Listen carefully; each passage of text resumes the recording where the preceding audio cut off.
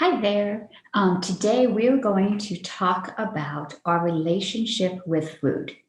Okay, so I know it's the beginning of the year, and many of you have set New Year resolutions, goals for the new year.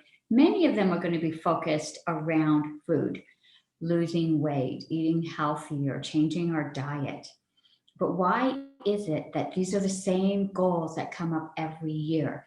Last year, we had that same goal of losing weight, changing our diet, and something happened. We just weren't able to meet that goal. And so, year after year, we set the same goal. Now, I know that you've set other goals in your life and you have not had any problem achieving them, right? So, why is our relationship with food different? Why can we not set a goal around food and achieve it? So it's very interesting because there's many reasons for this. And it does have to do with our relationship with food, which began way when we were an infant, right? So think about if you're a parent and you have your infant, or back when you were an infant, you can imagine we were able to receive food from our mom when we cried, right?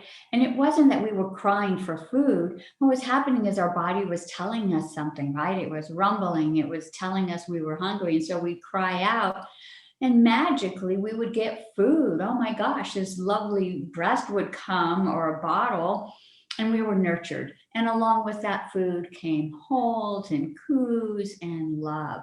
And think about how food became part of being loved and being held. And that's at the core of our relationship with food. And that just carried on through life, right? There were times in your life that you were rewarded with food. If you were good, you got to eat the candy. If you finished your meal, you could have dessert.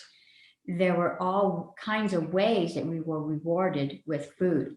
When I would come home from school, there would be a treat waiting for me, a ding dong, a Twinkie. And oh my gosh, my favorite was the pink snowball. And those were more expensive. So that was like a specialty treat that I would get every once in a while.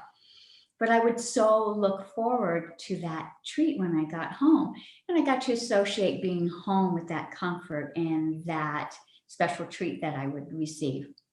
Many of you may have had similar experiences where we celebrate around the holidays, birthdays, and we would have a birthday cake, right? There's always food associated with feeling good. And so we associate food with feeling good, especially the sweet food. Now, we may have other relationships with food. Now, many of you may also have had that relationship where you had to clean your plate, right? If you didn't clean your plate, you didn't get dessert. And you had to eat everything, which means along with the peas and carrots or those lima beans or something else green on your plate, you had to eat that in order to get that dessert or anything else. And so dessert's being held as this prize, this reward at the end, right? And the other foods, the vegetables, that's kind of like that punishment that we had to get through. We had to work through eating those in order to get the good stuff. And so now we're also ranking food. Some are good and some are bad. I remember my parents would tell me I needed to clean my plate because there were starving children in China. I don't know if there's any starving children. There probably are, but there's also starving children here.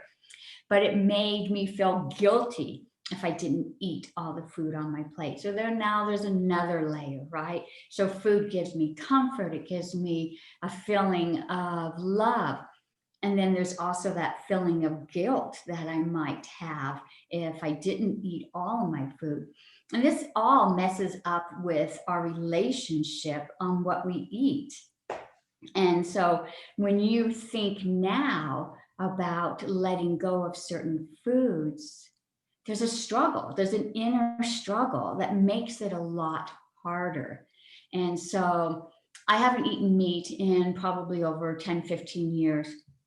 And I would go on just a weekend cleanse, just try to lighten my diet, do maybe a fast.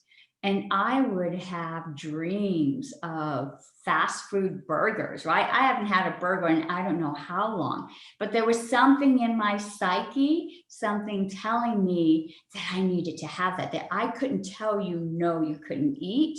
Or maybe it was my survival system kicking in, telling me I need to eat to survive. But something was telling me that I needed to eat that burger. And so we get mixed messages all the time when it comes to our food and what we're eating. So now you know this, right? But just talking about it helps make sense of why we have such a struggle when we're trying to move our diet, shift our diet, add something new into our diet, let go of something, right? Because we have so many repressed memories and so many ideologies, different thoughts about how we think about food. And it doesn't get any easier when we have to deal with the media, right? So we're watching television and we know that the cool kids drink this drink. And if you're hip, then you can go to this restaurant and you'll order this meal. So we receive messages not only from our family and our history, but even from the environment outside of us. They're sending us messages about what we should be eating. And then there's another layer, right? So these manufacturing companies have found that there's certain triggers, certain tastes that just excite us and make us want to eat more. And a lot of these are created in a lab, so they're not even real, but they taste good. And so you eat that piece of chocolate or that dessert, or even, a fast food hamburger. It has these special tastes, these chemicals that elicit a taste, and you just want more. It's just so satisfying. And so now we have that struggle on top, or that challenge to just make this a little harder. But we can get through this, right? And so there are strategies that you can use to help shift that diet, change that diet, decide what you want to eat, and not be influenced by our past, by the environment, and by some of that faulty thinking that we have. And I think that just reminding ourselves, maybe thinking back as a child, what were your rewards? What are your memories? I mean, I ate ice cream every night before I went to bed. We would sit as a family in front of the television with a bowl of ice cream. I know now that that's not a healthy choice, but does it feel good? And do I want to do it? Yes, yes. Especially now that my parents have passed, it brings back that comfort to me.